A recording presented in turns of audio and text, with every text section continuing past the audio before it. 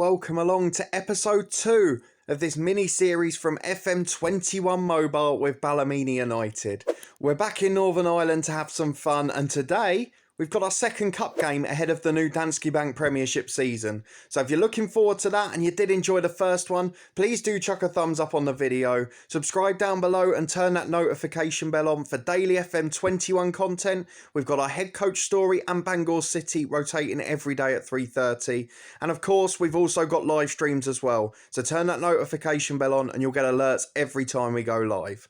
But today we've got quite a lot to round up here with Ballymena. We've got loads of transfer news before the season. We've got one cup game, which you can see the result of there.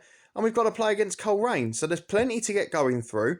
There's also a few links to podcast names and a few people we know, so let's go and get involved with it.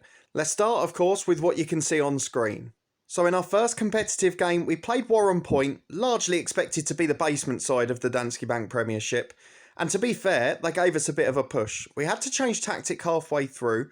We are trying to do a bit of a revolution at Ballymena. We've changed to a 4-2-3-1. We're trying to play a little bit more fluently. Traditionally a side that played quite direct, quite counter-attacking football. And we're trying to turn it into a real football inside. But two of the players who were already here got the goals. We kept some of the new signings on the bench, didn't bed them all in straight away. And it was Cafer Thriel and of course Paul McElroy. Two men we mentioned as key men going forward, who got the goals as we won 2-1. That sets us up with Coleraine in the next round, a side that we managed in our first ever head coach series back in FM18. A really successful spell there, they've got some good players and they finished second in the division last year in real life. So that will be a difficult test. But Warren Point away from home the first league game, then Dungannon at home.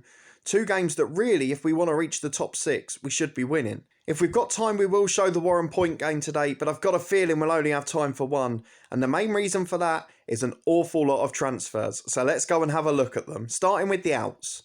So let's look at the transfers out of the club. There's one fee and one name that sticks out a lot. Stephen McCulloch, he's gone, as has Scott Whiteside. So Scott Whiteside, we put on the transfer list for 500 quid.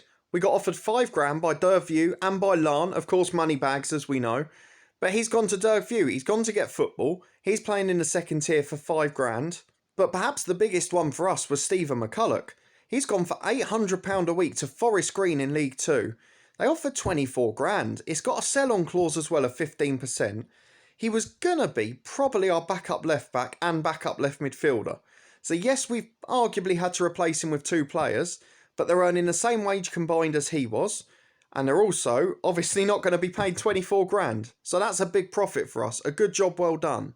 In terms of the others, they're all players we mentioned as backups or players that we might sacrifice. So the backup keeper Jordan Williamson, the backup centre-half or 4th choice Andrew Burns, Ryan Harper, an experienced player but not much quality in midfield, and then a few others who we said we'd sacrifice. I guess Joe McCready, the striker, being the main one, and he's gone to Cliftonville, our FM20 side.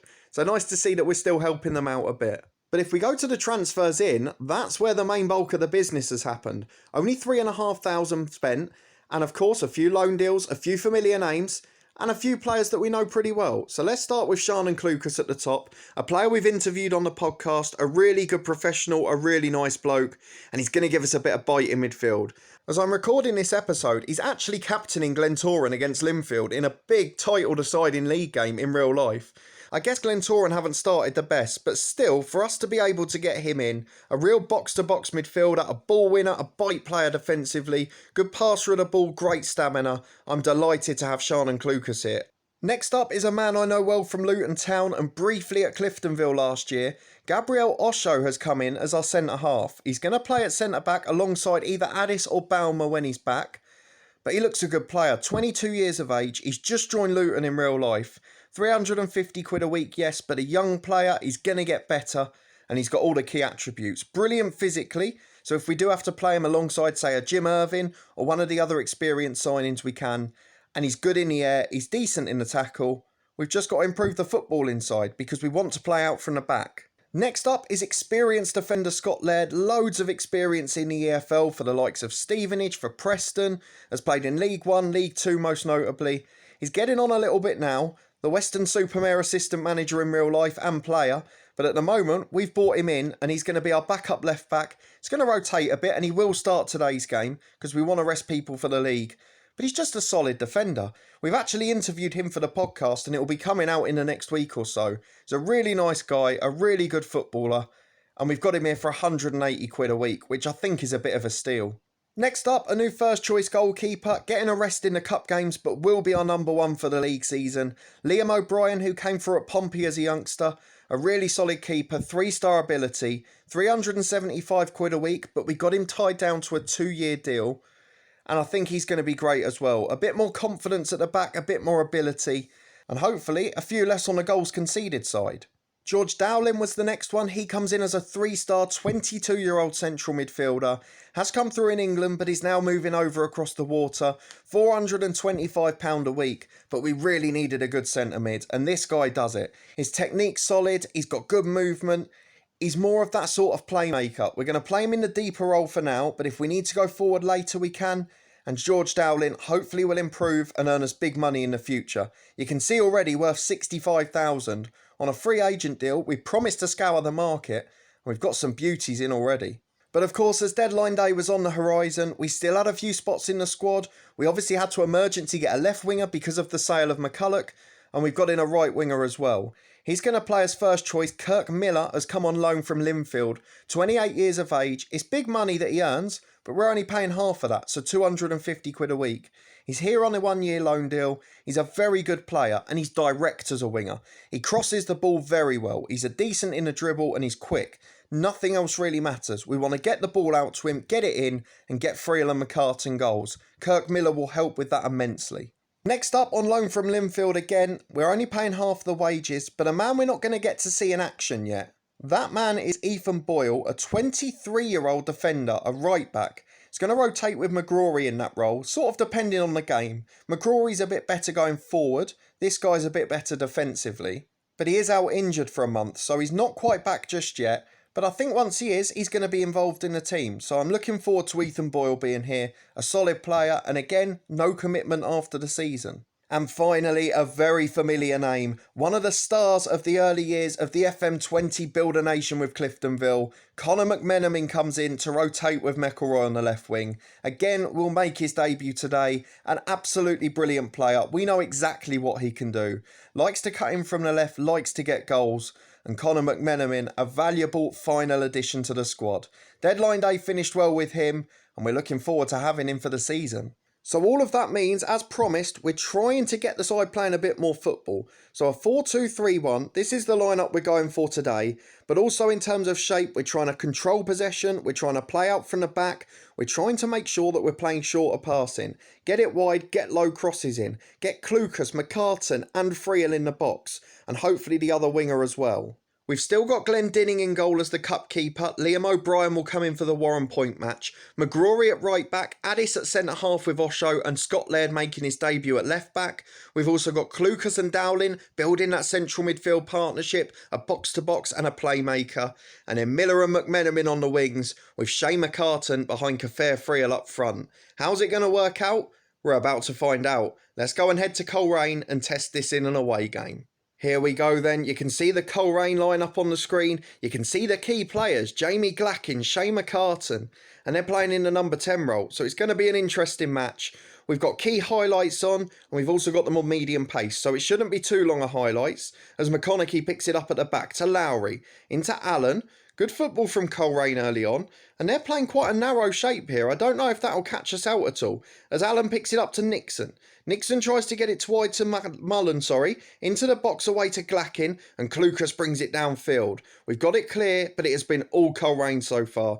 And maybe this shows the difference between Warren Point, us, and the top 6. As Glackin picks it up again, great effort. Glendinning saves, but he doesn't get it away. And unfortunately, Stuart Nixon puts it in. And within 8 minutes, we find ourselves one behind. Probably not the start we were hoping for, as with 20 on the clock, it's Coleraine again. It is one-way traffic here. And maybe we're not quite good enough to dominate these matches yet. Allen to Nixon, back to Glackin. The key man shot's blocked. Klukas clears it and finds McMenamin. Both play together at Cliftonville in my FM20 save. And here's Dowling the playmaker to McMenamin. McCartan, Dowling. Back to Addis. Not quite sure why we saw that. and it's now Coleraine with the goal kick. Allen over the top. It's a terrible way to give away a chance, and it was almost a terrible way to concede, and eventually it is. McGrory with the own goal, the cross deflects off him and in, and that is a pretty shambolic first half.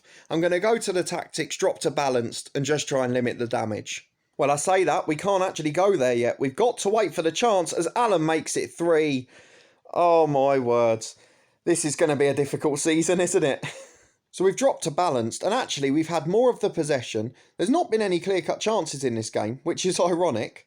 But unfortunately for us, it's just been a really poor defensive display. We've let in some silly goals. I mean, we let in one direct from a goal kick. Lowry's in and puts it over the bar. And we look so fragile defensively. I know this back four hasn't played together before. Scott Laird in for the first time. Only the second time the centre-halves are in. Don't forget our best centre-half, Kofi Ballymena, is on international duty.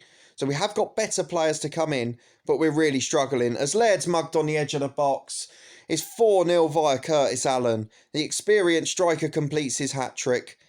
And Scott Laird won't be starting ahead of Redmond. And I tell you what, when Kofi Ballymana's back, Addis can say goodbye to his place in the team. The left side of that defence has been poor as McCartan puts Friel in, beats the keeper, rounds him, and does score a very good goal. Cathair Friel for the second game in a row.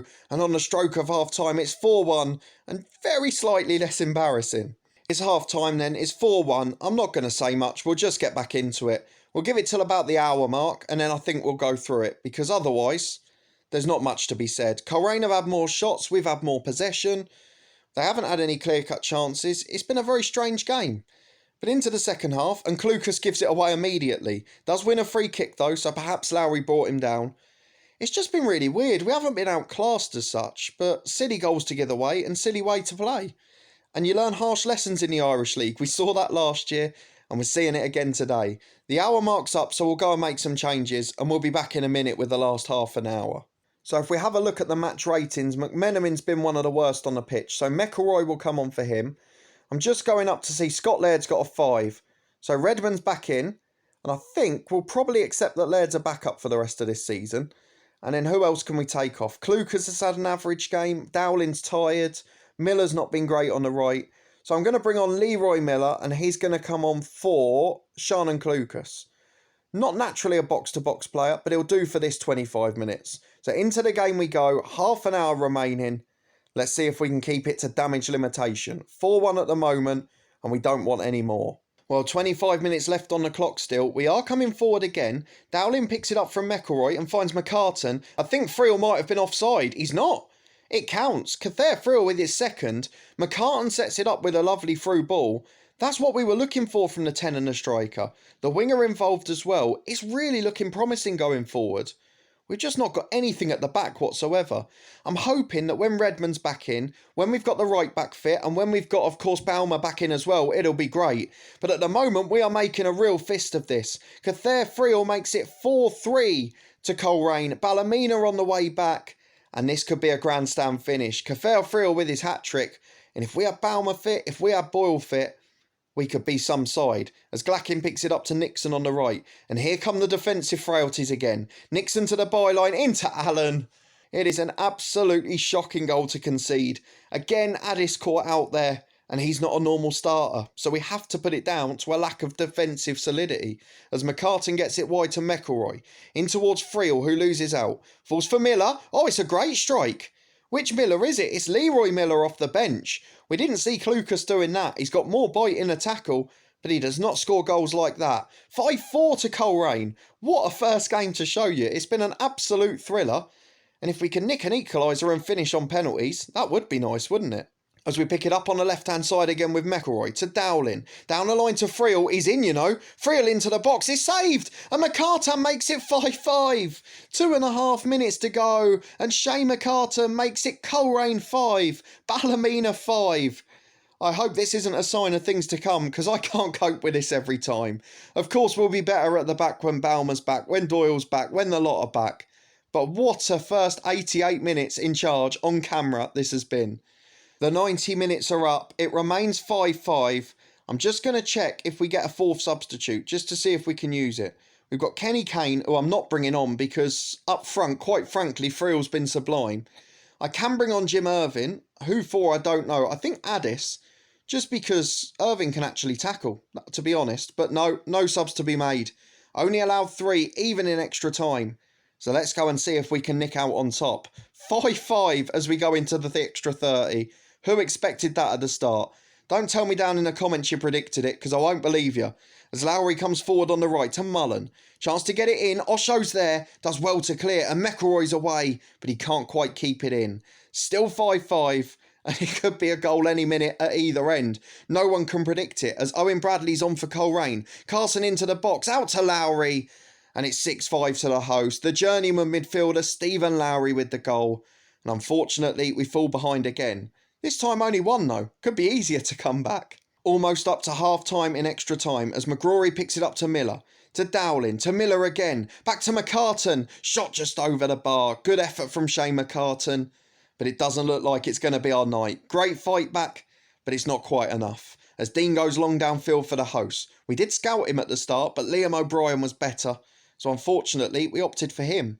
But half-time in extra time, it is 6-5 to Coleraine. And 15 minutes to get back into this. And we're coming back straight from the kickoff as Dowling picks it up in the middle to Addis, to Redman, to Dowling again. Been good in that playmaker role. Finds Addis in centre-half, to Dowling. And Addis much better on the ball than he is in a tackle, as we've seen many times today. But let's see if we can find one. 7 minutes to go. It could be a very special moment if we make this 6 apiece. But I think, unfortunately, our time's probably gone now. A yellow card for Coleraine, 5 minutes left to go. I daren't go more attacking. We saw what happened in the first half. But let's just see if we can nick one from somewhere. 120 minutes up. Last chance saloon. A corner from the left-hand side. McGrory's going to deliver. In swinger. And it's straight at Gareth Dean. That was the moment. It's unfortunately up. But 6-5 to Coleraine. What a start to the season. If all the games I show you are like that, I'm pretty sure no one will be complaining. What a fantastic game. So I think, just trying to plan ahead looking at the fixtures for the rest of the week, we'll come back for Linfield and Glenavon, because Linfield obviously the favourites for the league. We've got a spell a little bit later on where we play Crusaders and Glentoran, so that could be a good episode too. And I think that will see us out for the last 2 weekdays. So thank you very much for watching and following along. I hope you enjoyed all the transfers and that thrilling start to the season. Unfortunately though, we are out of the Shield at the second time of asking. If you did enjoy it, please do put a big thumbs up on the video, subscribe down below for daily FM21 content. At 3:30 every day, we rotate between the head coach and building Bangor City. We've got this series continuing every day at 5:30 for the meantime, and then of course we'll be live streaming twice a week as well, so please do turn that notification bell on, subscribe down below, and stay up to date with all the content. You can catch up with the podcast channel in the eye above. There's links to all of our FM series, and many of the people we've interviewed that feature in this one.